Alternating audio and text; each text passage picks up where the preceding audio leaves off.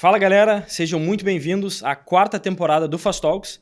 Eu sou o Eduardo Maroc, host aqui do programa, além disso responsável pela área de fundos e previdência da Fast Capital.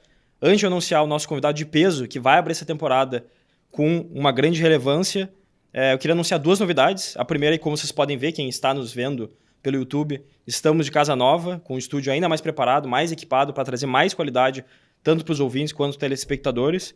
Então isso é em prol de todos vocês que nos acompanham já das outras temporadas e quem está conhecendo agora já vai conhecer uma nova casa ainda mais estruturada.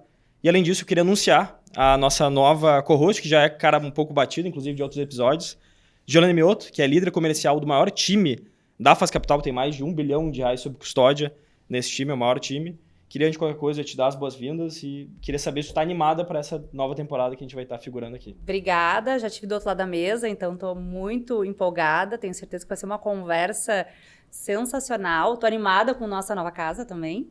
Então, se eu fosse vocês, não perderiam esse nem os próximos episódios. Bom, para abrir essa temporada, a gente convidou um nome de peso que não foge de debate, Felipe Camozzato, deputado estadual pelo Novo, que defende menos Estado, mais eficiência e mais espaço para o setor privado crescer. Eu não vou me alongar muito na apresentação aqui, porque eu quero ouvir de ti, como que, enfim, é um pouco da tua trajetória, um pouco da tua história até chegar aqui. Mas antes, obrigado por ter aceitado o convite e seja muito bem-vindo ao Fast Talks. Não, obrigado vocês pelo convite, prazer estar aqui. Aliás, prazer estar bem acompanhado. O Eduardo já conhece de algum tempo, né, Juliana? E nessa nova temporada, então, aí dos podcasts de vocês. Vamos lá, vamos conversar. E agora, Camozzato, quem é você? Como é que, enfim, tu chegou nessa trajetória política? Como tu chegou nesse nível hoje super relevante, influente na política? Bom, vamos fazer a história mais curta aqui, né? Eu sou nascido em Nova Bassano, sou Felipe Zortea Camozzato, tenho 37 anos, sou pai da Catarina, que tem 3 anos e meio, marido da Teodora, que é caçapavana, de Caçapava do Sul, durante boa parte da minha trajetória profissional, né, depois de me formar em graduação na administração pela Federal do Rio Grande do Sul, me tornei especialista em finanças pela mesma universidade e pude cursar uma pós-graduação no exterior com uma bolsa na Georgetown University de liderança competitiva global. E, em paralelo com essa formação de pós-graduação, eu já vinha trabalhando há alguns anos com o setor privado. Então, ainda na graduação, trabalhei com consultoria mais vinculada a pequenos negócios, né? E depois trabalhei em alguns projetos como freelancer, em consultorias que vendiam projetos de pesquisa, estratégia, comunicação. E depois disso, quando eu regressei de um trabalho que eu fiz em Bruxelas, na Bélgica, ali em 2010, foi entre 2010 e 2011, eu entrei como estagiário num grupo, na verdade não era um grupo na época, eu entrei como estagiário na época numa empresa recém-criada, tinha 6 funcionários, que fazia tratamento fitossanitário de embalagem de madeira para exportadores. Né? Assim, em outras palavras, né, o pallet, caixa de madeira, que serve de embalagem para, por exemplo, mandar um trator, mandar peças de automóveis, enfim, esta carga para ir para outro país, ela precisa de ter um tratamento na madeira, e nós fornecíamos esse tratamento na madeira para ter liberação pelas normas internacionais. Então a empresa era uma empresa que lidava não com produto químico, mas sim com um processo inovador por calor.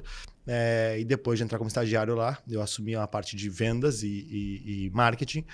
Acabei me tornando sócio, braço direito do fundador, e na sequência eu fui convidado a ser sócio. Aí nós fomos crescendo o grupo, lancei junto com ele uma linha de controle de pragas urbanas, que é a famosa dedetização. A gente lidava muito com o B2B, então muita indústria, hospital, escola. Fomos crescendo a carteira de clientes, e depois de em torno de 1 ano, 2 anos trabalhando com esta nova empresa, nós fizemos uma aquisição alavancada de um concorrente, uma oportunidade de mercado que nós encontramos de uma empresa que tinha uma grande carteira de clientes, mas que tinha uma gestão que estava deixando a desejar, de uma segunda geração. E aí fizemos toda uma parte de engenharia financeira para, com recursos emprestados, fazer a aquisição, e depois, ajustando a operação, nós pudéssemos pagar essa aquisição. Fizemos isso, em torno de 3 anos estava paga a operação e lucrativa, e aí iniciamos um novo projeto de uma indústria de energia renovável a partir da biomassa de madeira, resíduo de madeira que ia para o aterro sanitário e tudo mais. A gente queria aproveitar isso numa indústria em São Leopoldo, que seria o terreno lá que a gente comprou, e tornar esse material combustível para ser queimado em caldeira industrial. Buenas, onde que está a política nisso, Camozzato? É que justamente nessa terceira empresa, nesta indústria, nós ficamos 4 anos em processo de licenciamento ambiental fazendo tudo que era exigido, contratando tudo que é tipo de consultoria, profissional, geólogo, biólogo, engenheiro disso, daquilo e tal. Olha, não lembro dos valores exatamente, mas vou chutar que era em torno de uns 100 mil reais que tinha em consultoria ali naquele apanhado de processos, e lá pelas tantas, a Secretaria de Meio Ambiente, a Prefeitura lá perderam uma parte do processo, né, no meio dos 4 anos. Era uma confusão, mudaram de sede, e aí o projeto, ao mesmo tempo que era 2013, 2014, o macroeconômico brasileiro foi para o espaço, né? Então, Guido Mantega e todas as suas teorias maravilhosas que fizeram com que o Brasil se afundasse, né? A taxa de juros explodiu, né? As linhas de financiamento do Brasil secaram, a confiança do investidor sumiu do mapa, e toda a tese de investimento ficou muito ameaçada. Nós engavetamos o projeto, e a minha indignação com relação à falta de respeito e compreensão do setor público para quem empreendia ali foi o gatilho, assim, de nossa... Quem está na política não faz a menor ideia do que é empreender. Nessa época, nós já tínhamos aí 70 funcionários, filiais pelo Estado, parceiros que licenciavam a nossa tecnologia em outros estados brasileiros. Ali eu ajudei na fundação do Partido Novo no Rio Grande do Sul. Em 2013, fundamos um núcleo de apoiadores, que depois se tornou o diretório estadual. Em 2015, então, saiu o registro do partido. Em 2016, quando eu voltava da minha pós-graduação em Georgetown, nos Estados Unidos, que insistiram para que eu fosse candidato a vereador pelo partido que eu ajudei a criar. E eu prontamente disse, não, isso não é para mim. Nunca tinha feito política na vida, não gostava de política, não gostava de político. Achava que não fazia o menor sentido, e minha carreira era toda no setor privado. E depois de muito insistirem, eu topei ajudar sendo candidato, porque, né, a eleição de vereador, para quem não acompanha como é que funciona, tem uma chapa com, digamos, 16 candidatos. O voto de cada um dos candidatos é somado, e o bolo de votos total do partido é que vai determinar quantas cadeiras na Câmara Municipal o partido conquista. E aí o mais votado fica com a primeira cadeira, o segundo mais votado com a segunda, e por aí vai. Portanto, se tu é candidato, mesmo que tu faça 100 votos, tu ajuda o partido a ganhar uma cadeira a mais. E como eu era criador do Partido Novo, era a primeira eleição do Novo no Brasil, e nós tínhamos essa pretensão de mudar a forma de fazer política, né? Profissionalizando a política, dando uma visão, né, mais liberal mesmo, né? Uma visão de mais liberdade econômica e tudo mais. Eu falei, tá, então eu ajudo, acho que, né, alguns votos eu ajudo. Acabei sendo o 5º mais votado de Porto Alegre naquela eleição, fui o primeiro eleito do Partido Novo no Brasil, e de lá para cá eu saí da sociedade empresarial e passei a me dedicar para o mandato. Acabei me reelegendo depois de vereador em Porto Alegre com a 3ª maior votação, aumentei quase 30% da minha votação. Depois, em 2022, eu me elegi deputado estadual, e agora, na última eleição, fui candidato a prefeito de Porto Alegre. Então, eu preciso eleger mais gente para que eu possa voltar para minha vida normal.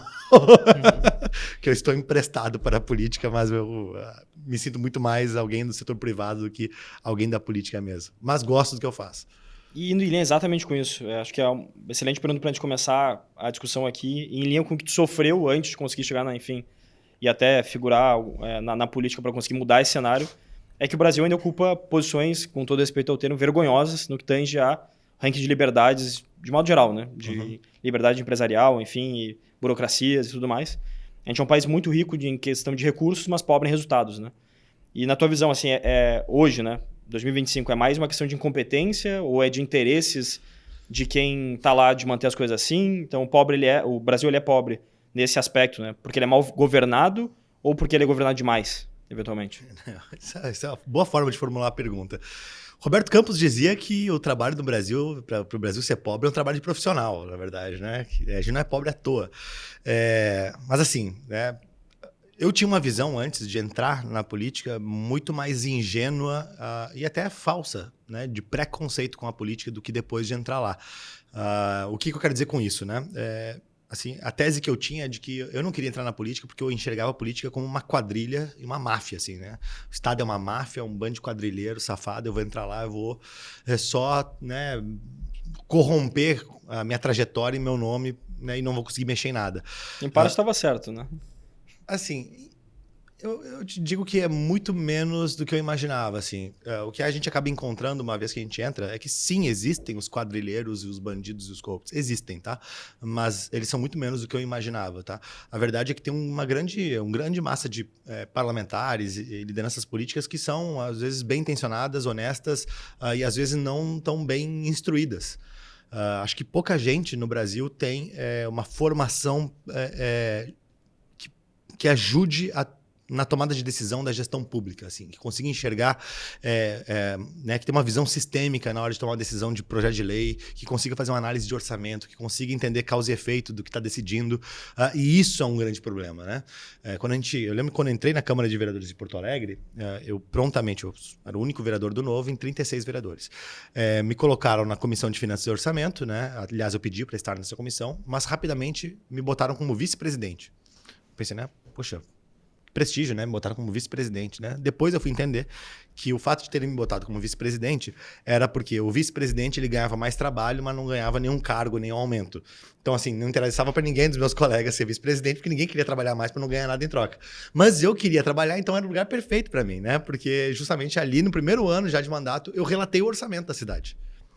E no que eu fui relatar o orçamento da cidade, e aí na minha equipe, desde o início, eu botei gente competente, não era o cara que mais fez voto e sorriu para as pessoas. Tal. Na verdade, tinha um economista que era muito bem formado, tinha um advogado muito bem formado, e isso me tornava o meu trabalho mais fácil, né? Porque eu estava bem respaldado. Aquela história, né? Na FAS, então vai contratar qualquer Zé Mané para atender cliente. Procura as melhores pessoas. Por quê? Porque isso produz, em tese, melhores resultados. Na política é a mesma coisa, né? Assim, se tiver boas pessoas no teu gabinete, o mandato vai ser, em tese, melhor. E por aí vai. Bom, enfim, cheguei para discutir o orçamento com meus colegas vereadores, quase ninguém sabia discutir o orçamento. E ali foi um baque, assim, né? O pessoal confundindo assim, questões muito básicas, como regime de caixa versus competência, entender o que é déficit, o que é receita, como é que tu calcula os índices para a lei de responsabilidade fiscal, e por aí vai. Enfim, ali foi o primeiro choque, assim, de meu Deus, né? Se essas pessoas decidem o orçamento, agora eu comecei a entender por que a gente está tão mal nesse país. Porque realmente, assim, e tu vê que isso não é uma questão de honestidade ou desonestidade, né? Mas é uma questão de qualidade de formação, de preparação, né? O parlamento, ele é um reflexo da sociedade. Então, assim, nenhum vereador se elegeu caindo do céu, né? Não foi entregue pelos Correios, né? O Marcel gosta de usar essa expressão, o Marcel Van Hatten. Ele diz assim, não, ninguém chegou lá pelos Correios, até porque senão os Correios não entregavam.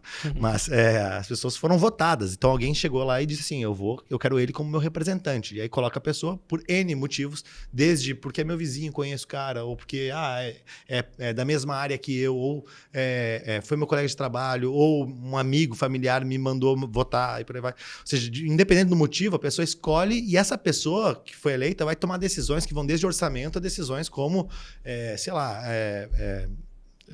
proibir churrasco na rua, né? Que nem tinha uma lei que proibia churrasco né? Em espaço público em Porto Alegre. Enfim, então, assim, torna o dia a dia do legislativo, no caso, muito mais desafiador, porque você começa a ter uma certa limitação ao debate racional. Porque você não consegue aprofundar tanto esses debates. Especialmente no grande público. Você tem que segmentar esses debates. E com o universo das redes sociais vindo, ficou ainda mais desafiador. Né? Porque agora aqui nessa conversa nós vamos poder aprofundar vários temas. E eu estou aprofundando aqui uma conversa sobre minha trajetória, que no meu Instagram, se entrarem lá, vão olhar e vão ver o quê? Pau no PT, tiro, porrada e bomba, né? Por quê? Porque a rede social, ela privilegia a entrega desse conteúdo em detrimento de um conteúdo técnico mais profundo. Porque o usuário que está aí, também ele não está preparado, né? Assim como o político não tem preparo para tomar decisão, o cidadão, o eleitor, também não tem preparo para avaliar o trabalho do político. Ou para escolher um bom. Então, muitas vezes, ele acaba caindo em conversa fácil, em demagogia, em promessa furada. Então, a causa e consequência, ela existe pra caramba nessa história de por que a gente é um país atrasado. E esse ponto que tu trouxe é muito importante, porque a gente sabe que a política, como tu disse, né? O político, ele é isso, ele é aquilo, é corrupto, só faz coisa errada. Tem essa parcela, mas tem a parcela de pessoas que estão ali querendo fazer, mas são despreparadas. Não buscam também conhecimento, né? E acabam fazendo as coisas erradas. Só que daí entram no mesmo bolo dos que são mal intencionados, né? Acho que esse ponto é bem importante. Sim. E em linha com isso, a gente vê que tu defende há anos mais eficiência e menos desperdício no setor público, né? E quais são os maiores obstáculos, os maiores desafios para que isso aconteça? As maiores dificuldades? Eu vou tentar dividir essa resposta em duas, tá, Juliana? Primeira delas, né? O cidadão, ele não compreende o que significa menos gasto do Estado. Porque para o eleitor, para o cidadão, todos os problemas que nós temos com relação a serviços públicos dizem respeito a botar mais dinheiro. Essa meio que é a resposta mágica da política, né? A educação tá horrível, Aumenta o orçamento da educação. A saúde vai mal? Aumenta o orçamento da saúde. Ou seja, quase todo mundo discute a perspectiva de, né, assim, vamos... Parece que tendo mais dinheiro vai resolver. Com esse passar dos anos na política, eu acabo indo de maneira mais objetiva para o enfrentamento dessas perguntas do que eu fazia no início do mandato, né? No início do meu primeiro mandato de vereador. O que eu quero dizer com isso? É que hoje eu enxergo da seguinte forma: a educação tá ruim, deixa eu calar a boca dela com dinheiro para ela parar de falar isso. Não funciona, né? Por quê? Porque não é o orçamento que é baixo. Vamos lembrar, nós estamos num país onde nós pagamos quase 40% de carga tributária. É uma das maiores cargas tributárias do mundo e nós temos uma das piores percepções de qualidade de serviço público do mundo também. Por que isso? Porque a gente olha e privilegia muito o gasto público e olha muito pouco para a qualidade desse gasto. Então a gente não fala sobre prioridade de investimento, a gente não fala sobre análise de impacto da política pública, a gente não fala sobre eficiência nesse gasto e como é que a gente mensura, por exemplo, com indicadores de desempenho, né, a relação do investimento feito versus retorno em serviço e por aí vai. Então, esse é um dos elementos da nossa ineficiência. E o que eu faço? O que eu luto muito quando eu falo sobre eficiência? O que depois de algum tempo eu meio que aprendi é que a primeira forma de você forçar o Estado a ser mais eficiente é apertar o cinto, porque o Estado é perdulário, né? O Estado, concepção mais genérica, né? A melhor saída para o político é dizer, vamos gastar mais. Porque essa é a saída que o eleitor entende e concorda, e essa que traz conforto político para ele também. Só que essa não traz resultado. Essa é a tragédia do Estado brasileiro nos últimos 100 anos. E aí você pega a carga tributária, né? Ela vem aumentando, ano após ano a gente aumenta a carga tributária, mas a qualidade de serviço segue para trás. O que eu digo sobre apertar o cinto? É o seguinte, olha, é ser irredutível com relação a não deixar aumentar impostos e arrecadação. Nós não podemos. Aumento de arrecadação só pode ser tolerado se for oriundo de crescimento econômico. Então as empresas cresceram, a renda cresceu e por isso... Na proporção daquelas alíquotas, as pessoas estão pagando mais impostos. Aí sim. Senão, não dá para ter espaço para deixar o governo taxar mais, cobrar mais, tributar mais. E muitas vezes a gente vê, estamos vendo nesse governo ali, né, aumentos de tributação. E uma vez que você aperta o cinto com relação à receita, você trava a receita, né, obrigatoriamente, se o Estado quer entregar, e se o político quer entregar a melhor qualidade percebida pelo eleitor, ele vai ser obrigado a pensar em prioridade e eficiência. Então eu obrigo o cara a olhar para a lógica de dizer o que eu quero fazer e o que eu não quero fazer. Porque também é o segundo desafio da política. O segundo desafio da política é praticar o desapego. Né? Por quê? Porque o orçamento é finito e se você quer fazer tudo, você não faz nada direito. Então tem que escolher na gestão pública o que tu vai fazer bem e o que tu não vai fazer. Né? As pessoas têm que entender que ou você vai ter uma educação de qualidade, de altíssimo nível, para competir com a educação nórdica, ou você vai ter uma estatal que entrega correspondência. Se você quiser ter tudo ao mesmo tempo, o que você vai ter é essencialmente o que o Brasil é. É um Estado que se mete em absolutamente tudo, que tem ministério para tudo, onde governos estaduais também se metem em todo o resto que o federal não se mete, e quando não é o estadual e o federal, é os municípios que querem se meter em tudo. E aí você não consegue, não apenas não resolve os problemas, como também não consegue direcionar os recursos para as áreas que importam.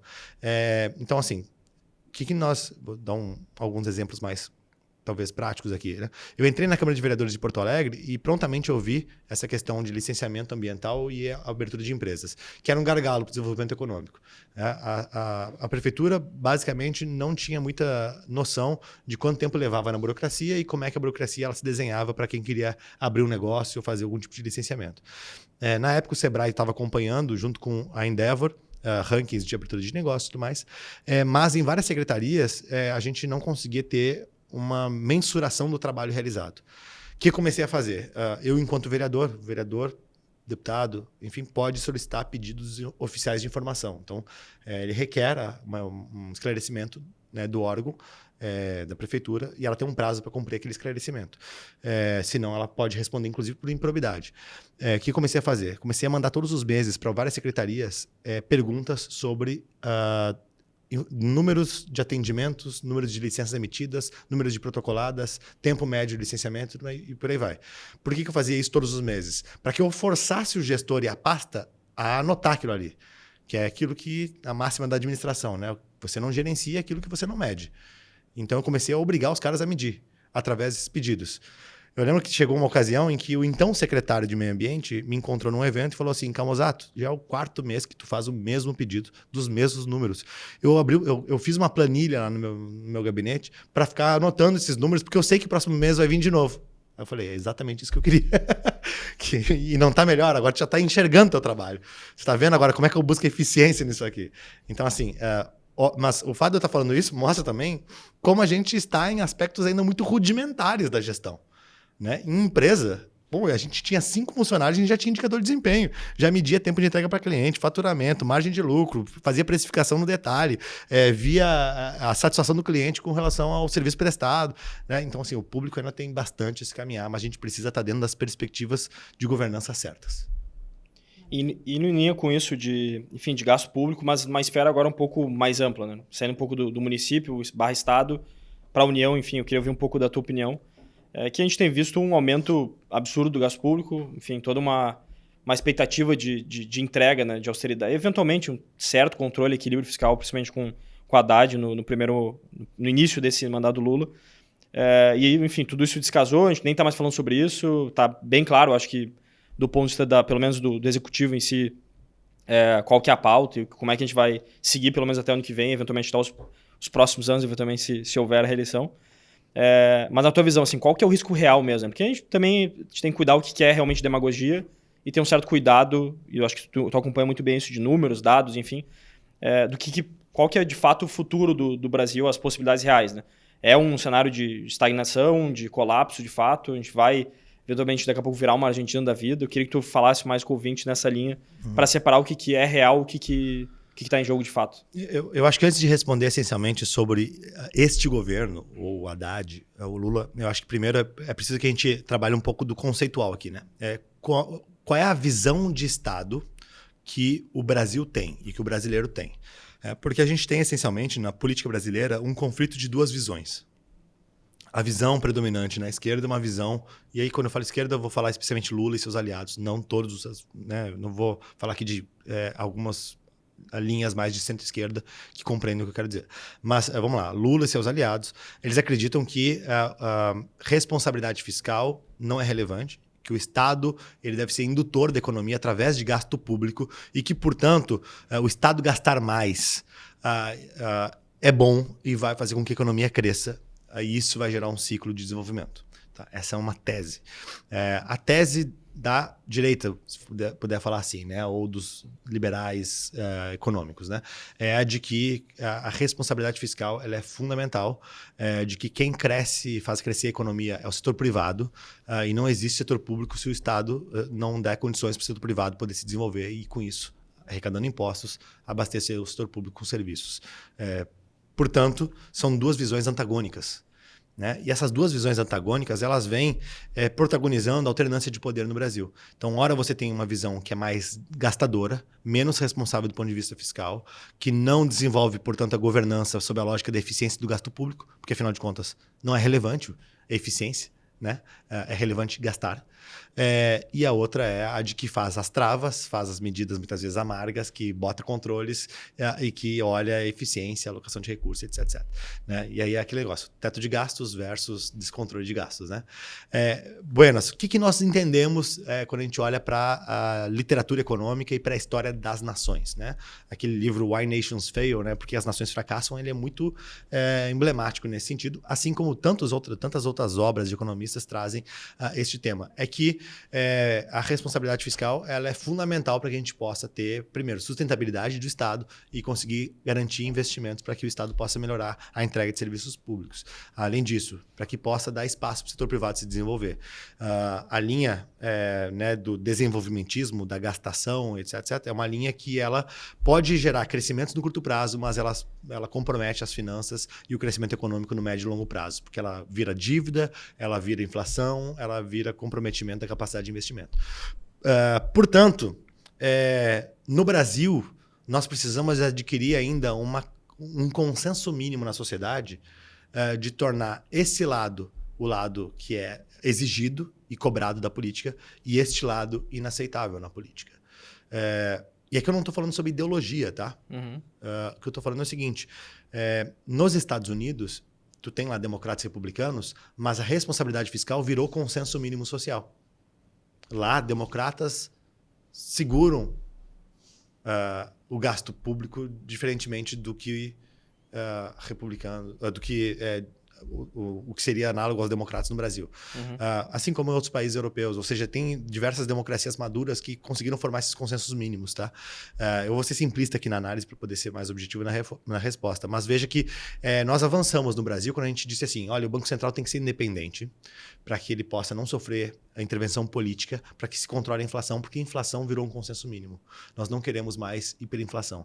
Esse consenso mínimo ele foi extremamente importante para o Brasil. Permitiu, inclusive, que a gente tivesse algum crescimento nesses últimos anos. Se nós não tivéssemos isso, nós ainda estaríamos brigando sobre coisas ainda mais básicas. Mas isso não é suficiente. Nós precisamos avançar mais. E enquanto nós não conseguirmos estabelecer esses consensos mínimos, é muito difícil a política conseguir ter viabilidade para avançar nessas matérias.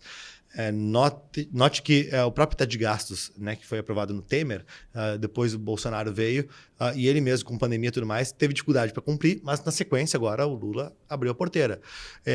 O cenário que está se desenhando é um cenário de comprometimento fiscal a ponto de nós termos, talvez, ali na frente, uma nova recessão. Porque é a consequência de tudo isso. Mas no dia a dia dos debates públicos, nós não enxergamos o cidadão compreendendo essas questões. E isso torna o desafio na política muito mais difícil, porque aí fica muito fácil sair vendendo picanha e cervejinha, porque tu não entende qual é a causa e consequência das coisas. Então, a perspectiva de futuro para o Brasil ela é muito difícil, na minha opinião, porque nós estamos, no momento, vivendo um governo gastador, jogou para o lixo todas as teses de responsabilidade fiscal, teto de gastos, ameaçou a independência do Banco Central, né? E acabou perdendo essa ameaça, ela sendo derrotado, então isso é bom.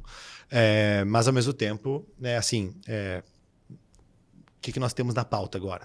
Teve o Vale Gás, foi aprovada agora a isenção de energia elétrica para mais de 60 milhões de famílias, em detrimento da conta de luz para o setor privado, que vai ser aumentado, ou seja, o custo de produção vai ser encarecido, e tem na pauta um aumento de Bolsa Família possível.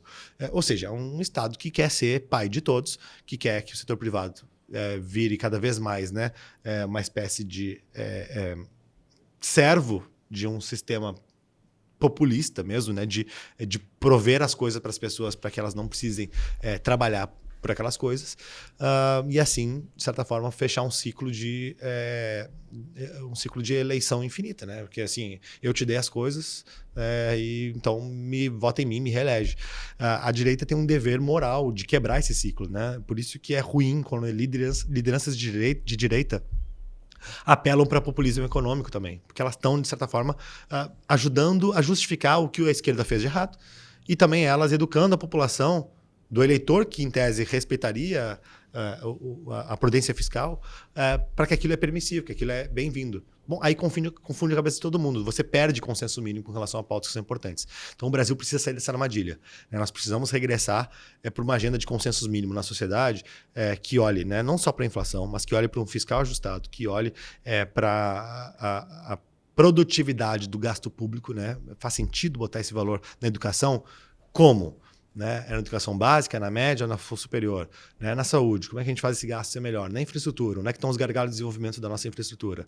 Né? E por aí vai. Né? E isso a gente perdeu. Né? Hoje, a gente está vivendo um momento que é um momento de muita irresponsabilidade, de maneira geral, na minha opinião. Legal.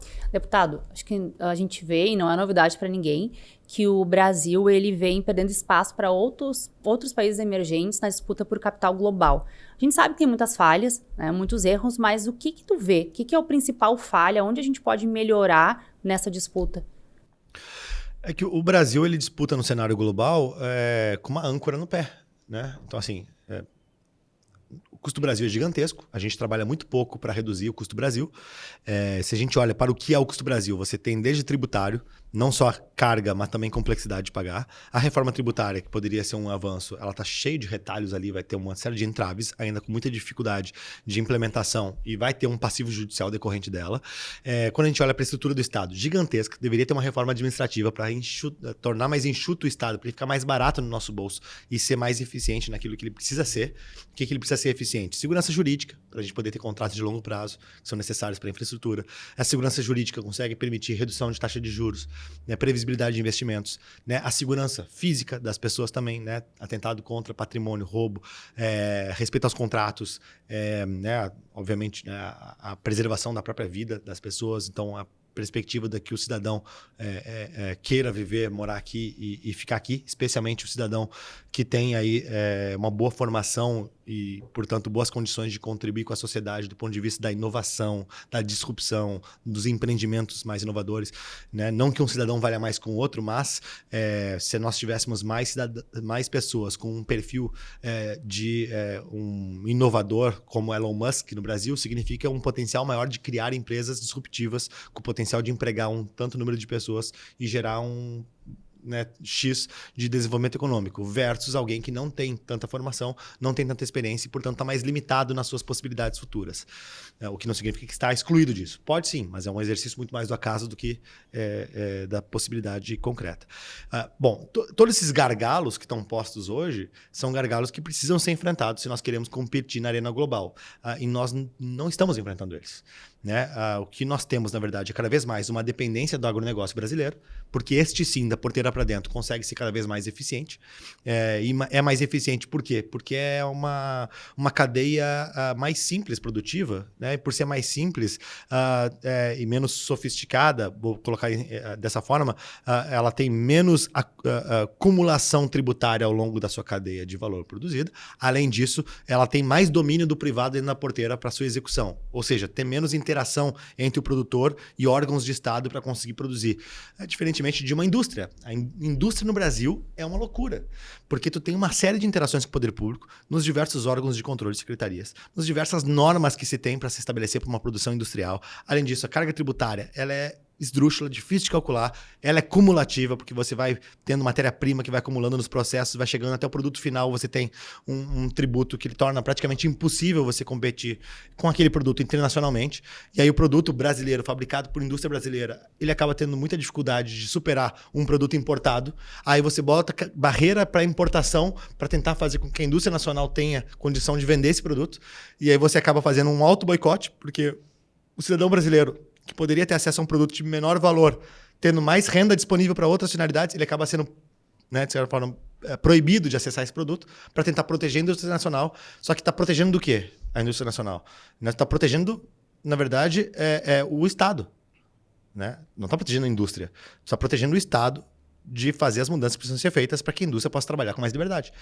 E aí você está punindo a indústria nacional, na verdade, né? Sob uma narrativa de proteção da indústria nacional. Você não está protegendo, né? Quer proteger a indústria nacional? Então vamos fazer como adulto faz, né? Como é que adulto faria? Né? Com responsabilidade.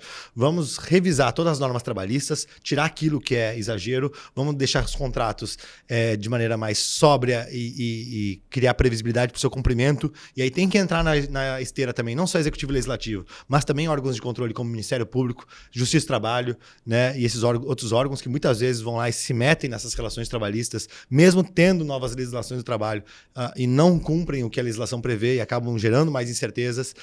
Vamos destravar os gargalos brasileiros, desde o tributário, passando pelo administrativo, que move uma alíquota para cima por causa do custo Brasil do Estado, mas também o logístico. O Brasil tem um custo logístico brutal, né? Um estado continental, país continental, com uma dependência basicamente rodoviária, que é um dos modais mais caros para transporte, onde só agora, pouco tempo atrás, quando o Bolsonaro estava na presidência, através do ministro Tarcísio, se liberou cabotagem, que é o transporte marítimo na costa nacional, uma coisa que deveria... Assim, os portugueses faziam cabotagem. E assim, então, assim, aliás, quando eu falo sobre os portugueses, vamos falar sobre o Brasil Império, né? No Império nós tínhamos mais eficiência logística do que hoje. Se a gente for pensar da lógica do uso dos modais. No Império nós tínhamos ferrovia, nós tínhamos cabotagem e o meio rodoviário, claro que não tinha, né, bitrem, né? Mas aí a gente acabava priorizando esses outros meios do que rodar com cavalo e carroça. Então, assim, o cavalo e carroça até foi modernizado, mas os demais modais a gente ficou muito aquém do que a gente deveria ter. Nenhum país continental como o Brasil tem uma dependência tão grande do modal rodoviário como nós, e para isso precisaria de grandes investimentos, especialmente do governo federal, ou ajudando com o investimento, ou ajudando com os aspectos macroeconômicos que permitem que o privado possa fazer. Quais são eles? Previsibilidade, taxa de juros baixa e segurança jurídica para que possam fazer grandes projetos de infraestrutura que são de horizonte de 20, 30 anos. Então a gente não tem isso. E a gente fica sem o Estado poder investir e sem o privado interessado em fazer. Porque se o privado for entrar, o risco é tão alto que ele cobra caro. Nossa, estou fuzilando nesse negócio aqui, eu acho que estou confundindo as pessoas. Desculpa se eu estou falando rápido. Tá ótimo. Espero que esteja... depois botem devagar e vão abrir uma faca para poder esmiuçar. Agora indo para uma lógica mais de investimentos. E até pensando em todo esse caos que a gente que vive aqui acaba sentindo na pele, eventualmente, né? Mas pela ótica do investidor estrangeiro, tentando também colocar tudo isso de lado e ser pragmático no final das contas, no que tange também a parte boa do Brasil, as suas próprio agro, as suas eficiências, enfim. Então, olhando de fora, tu se fosse investidor, tu apostaria no Brasil ou tu correria para outro país? Vale a pena ou isso aqui é uma roleta russa que não vale a pena? Isso aqui é uma roleta russa, mas para o investidor internacional, vale a pena. Não vale a pena botar todo o teu capital, né? Bota um pouquinho.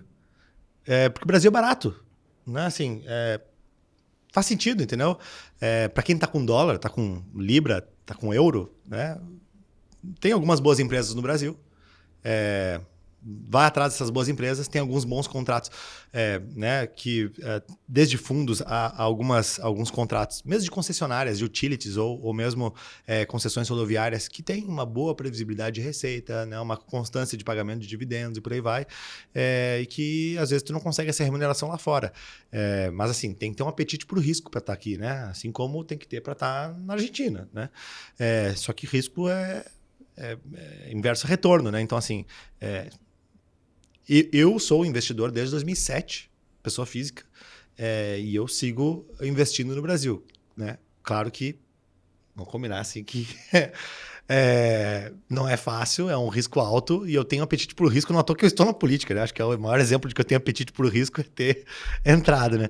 Mas eu acho que sim, tem muitas oportunidades, mas assim, o investidor ele tem que saber muito bem qual é o seu horizonte de investimento, qual é a sua dosagem de risco que ele está disposto e no que ele está entrando para acompanhar isso de perto. Porque fato é que o governo ele tem uma capacidade enorme de destruir potencial de lucratividade e oportunidades nesse país, assim como ele tem um potencial enorme de, da noite para o dia, ele criar oportunidades, né? Então, tem que estar atento para essas coisas. Ju, antes não sei se tu vai fazer alguma pergunta, mas indo agora ao contrário, agora do viés de quem está aqui. A gente é um escritório, uma operação tradicionalmente já de muito tempo, de também pensar em proteções em qualquer classe, isso é um pouco básico, né? Mas a gente busca diversificar, inclusive em economias diferentes, fora do Brasil, em moedas diferentes, não é nem um pouco novidade para quem já nos acompanha, é nosso cliente. Então, muitos brasileiros pensam ou já dolarizam o patrimônio, né? E já até pensam em deixar o país, eventualmente, por, enfim, uma série de questões aqui. E tu, na tua visão, isso é prudência ou é exagero, de modo geral? Não, isso é lucidez. Não é nem prudência, é lucidez. A pessoa que fica investida só em Brasil, assim, não está dominando os fatos, entendeu? É loucura ficar só no Brasil. Então, assim, é loucura especialmente para quem tem condição, né? Porque o cidadão pobre brasileiro, ele é escravo disso aqui. Ele não tem opção. Para quem tem opção, seja pela renda, seja pela formação, olha, tem que mandar dinheiro para fora. Tem que mandar. Tá? Eu acho uma imprudência e uma irresponsabilidade com o seu próprio patrimônio e com a sua família não fazer. Tá? Isso vale desde comprar ativos no exterior, passando por ter, inclusive, alternativas de moeda fora ou mesmo cripto, né? Toca Bitcoin, vai explorar esses outros mercados. Porque o Brasil é um risco gigantesco, não faz sentido, né? Se você vai analisar uma cesta de ativos numa carteira de investimentos, não faz sentido você estar só em Brasil. Como eu falei, você vai estar muito sujeito a sofrer grandes penalidades no seu patrimônio se você ficar só com o Brasil, né? Recebendo salário aqui, né? Ou tendo sua empresa aqui e ainda investindo só em ativos daqui. Vocês têm mais alguma pauta econômica? Vamos passar para... Não, vamos mudar. A polêmica, eleições, né? Então, acho que é essa que o pessoal espera. Então, as eleições de 2026 já estão no radar, a gente vê isso muito com o cliente já está mais cauteloso, a gente falou até em um outro episódio que o cliente, quero ficar quietinho aqui, não sei o que vai acontecer, não sei o que vai acontecer com o Brasil, e aí acaba tomando decisões ali totalmente na parte de especulação, tá? E aí o que a gente quer saber? Quais o cenário político que vem se desenhando no Brasil? Como é que tu vê isso? O que tu acredita? Nós estamos vivendo um estado de exceção. O que é um estado de exceção? Né? Se excepcionalizou a Constituição e a legislação brasileira em detrimento da conveniência política de fazer valer as regras aqui. Então, isso vai desde o juízo que se faz com relação a processos de censura, bloqueio de contas, penalizações para lideranças políticas ou empresariais, que colocou o Estado brasileiro numa situação onde nós não vivemos uma normalidade democrática, embora muita gente diga que sim. Bom, como é que a gente avalia investir em países com instabilidade institucional, tal qual o Brasil? Ou seja, que é um protótipo de ditadura, colocamos assim, tá?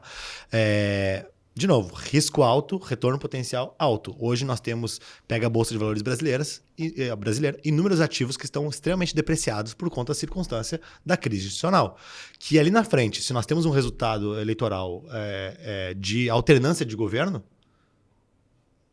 né, vai ter uma pronta valorização desses ativos, com uma recuperação enorme de investimento e entrada de recurso estrangeiro no país.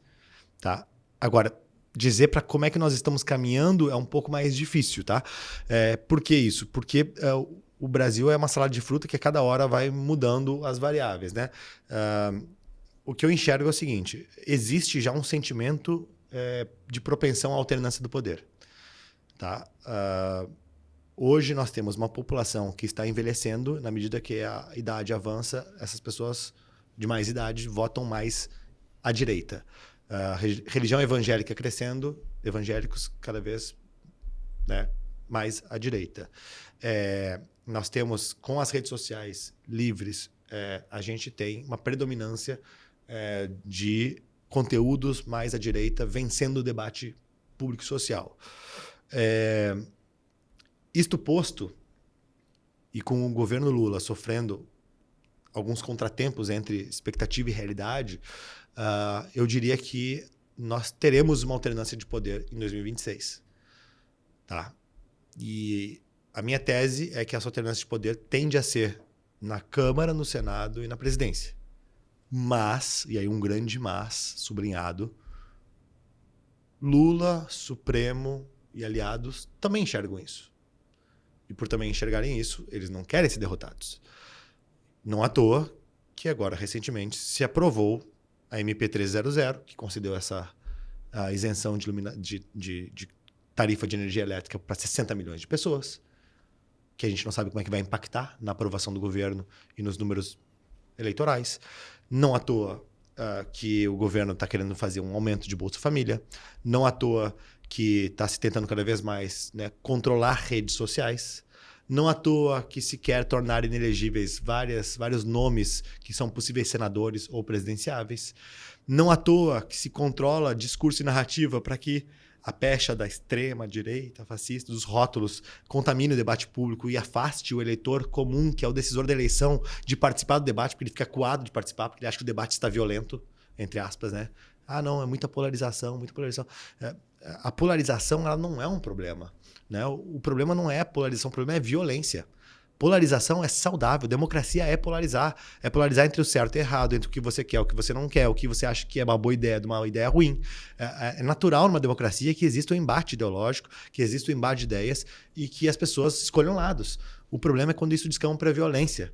E o episódio que aconteceu recentemente, por exemplo, ali do Charlie Kirk, com o Peninha e tantos outros que saíram relativizando a violência, é um símbolo muito forte do momento de instabilidade que nós estamos vivendo. Por quê? Porque existem pessoas, e aqui eu não vou dizer só de esquerda, porque existe na direita também, que relativizam a violência política para atiçar sua torcida, para dizer que é meritório, né? E isso é extremamente danoso, porque isso cria no cidadão comum, que está alheio ao debate político, um sentimento de não querer pertencer a ele.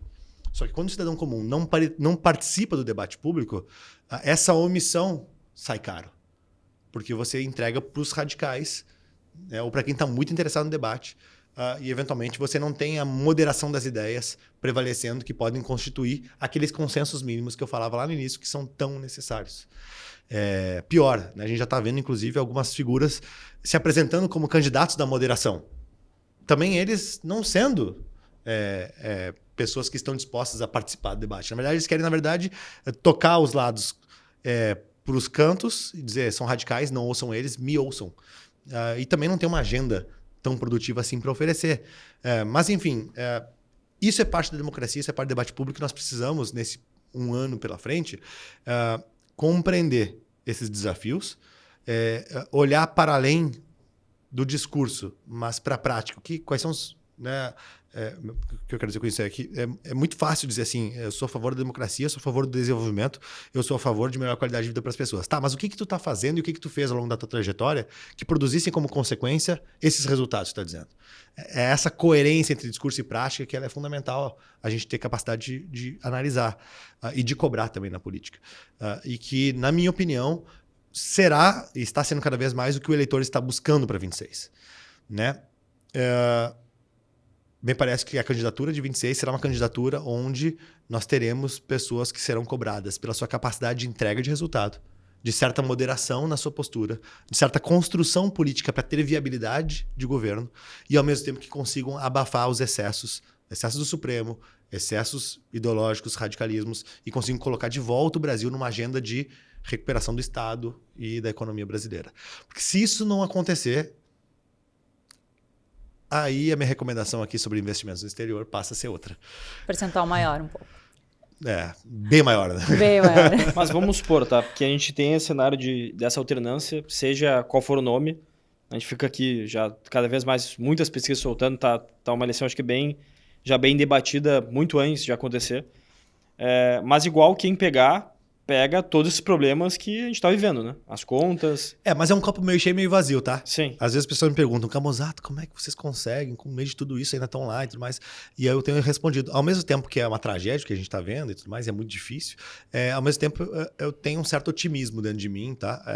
Pelo seguinte, se esta agenda prevalece, se a alternância de poder acontece e se essas premissas que eu falei antes se confirmam, nós teremos um governo onde, pela primeira vez desde a redemocratização, se elege com uma plataforma clara, reformista, com uma maioria na Câmara e no Senado, alinhados com essa plataforma e com uma sociedade consciente dessa agenda. Isso é um alinhamento que nós nunca tivemos desde a redemocratização. Então, assim, isso pode produzir efeitos no curto prazo extremamente positivos, né? De reforma administrativa saindo, de modificações da reforma trabalhista e da tributária, para aquilo que ainda não foi bem ajustado. Nós poderemos ter uma série de medidas econômicas sendo implementadas que coloquem de novo o Brasil num circuito de receptor de investimentos internacionais, de ganhador da confiança do investidor nacional e estrangeiro. E isso muda o jogo, né? Até porque desde a redemocratização, todos os presidentes se reelegem, não melhor, desde o advento da reeleição, né?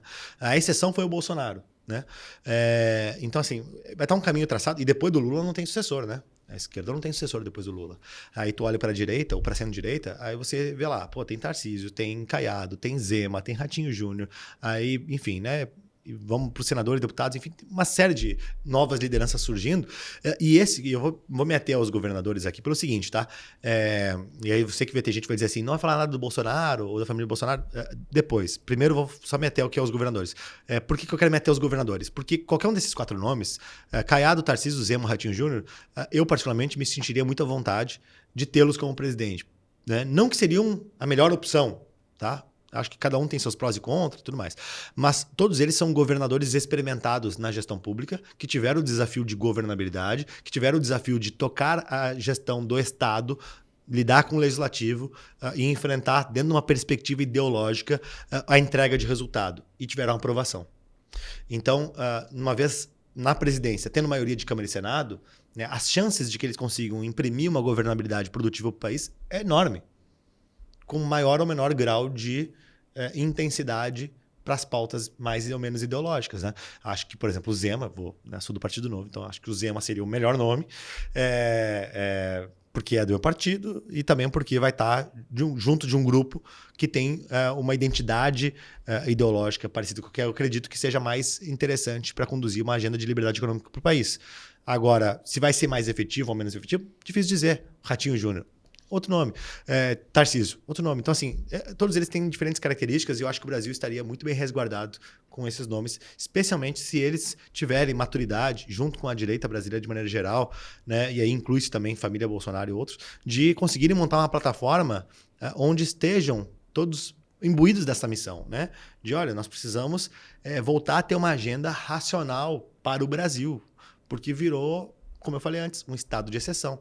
E aí moderar os poderes para que eles cumpram aquilo que a Constituição diz que eles são responsáveis por fazer com que a economia volte a termos racionais, fazer com que o fiscal volte a ser respeitado, e como consequência, nós teríamos aquilo que o Milei estava vivendo até o escândalo de corrupção aí da sua irmã, né? Ou seja, um cenário de aparente milagre econômico. O investidor, no geral, né, que acompanha o mercado, como que deve se preparar para essa transição de governo? Então, como tu comentou, tu é investidor há muito tempo, a gente vive isso no dia a dia. Como eu disse ali, qualquer coisa que a gente ofereça, o cliente fala das eleições. Troca de governo. Então, tudo isso tem aquela preocupação, tem, junto com a preocupação, um certo desespero. E como é que tu vê isso? Como é que vai refletir no investidor comum? Investidor que aquelas rodas de amigos, as pessoas que tu convive e os nossos clientes, por exemplo. Olha, a eleição de 2026 vai ser a eleição mais importante das nossas vidas, dessa geração. Ponto. Dito isso, né, lembrem de Taleb, arriscando a própria pele. Todo mundo está com skin in the game aqui. Do pequeno investidor a quem não está com nada investido em ativos, em bolsa ou fundos e tudo mais. A faxineira ali fora é a skin in the game Brasil total ali. E ela vai pagar pelas decisões do que os eleitores mais esclarecidos estão fazendo também. E estes têm uma responsabilidade muito grande nessa trajetória até 2026, que é a tentar influenciar nesse xadrez para que o cenário de alternância de poder ocorra. Tá? Na minha opinião, é isso. Esta é a missão. Acho que todo brasileiro que valoriza seu patrimônio, seus amigos, sua família e o próprio país tem uma missão que é a missão da nossa geração, que é a resgatar o Brasil dessa bagunça que virou o nosso país. Feito isso, bom, aí nós começaremos a discutir as próximas missões. Mas eu não enxergo nenhuma outra grande missão, senão, né, a dedicação para que a gente consiga pavimentar o Brasil de volta para os rumos que ele deveria estar, né, trilhando. E aí, bom, né, aí nós vamos discutir muito mais aspectos depois de plano de governo, prioridades de gestão e por aí vai. O ponto é que eu não consigo falar hoje sobre prioridades de gestão, porque a gente está num debate irracional completo, né? Vamos lá, é ministro do Supremo ligando para senador para convencê-lo de voto em projeto ou ameaçando barrar no Supremo decisões do Legislativo que foi eleito pela população. É uma confusão completa, assim, né? Não existe você pensar em como é que será que se eu fizer vou pensar aqui agora, vou pegar os últimos 10 anos de balanços aqui dessas empresas, vou fazer uma análise de demonstrativos de resultados e balanços para ver quais são os riscos desse ativo, quais são as oportunidades e blá, blá, blá, blá. Tudo isso é super válido, né? Mas é como se eu estivesse lidando com micro e macroeconomia, né? Tu tá lidando com... no Pareto, tu tá lidando com 20%, né? Vamos olhar para 80% de resultado? O que pode produzir 80% do resultado? O que pode produzir 80% dos resultados é mudar esse Brasil de rumo. E a mensagem ficou clara, né? Um percentual para fora. E fica muito alinhado com o que a gente pensa aqui, né? Com o que a gente fala bastante para os clientes, né? Independente, a gente tem que ter uma parte do capital lá fora. Uhum. Então, a gente só vai entender qual é esse percentual daqui a pouco, né?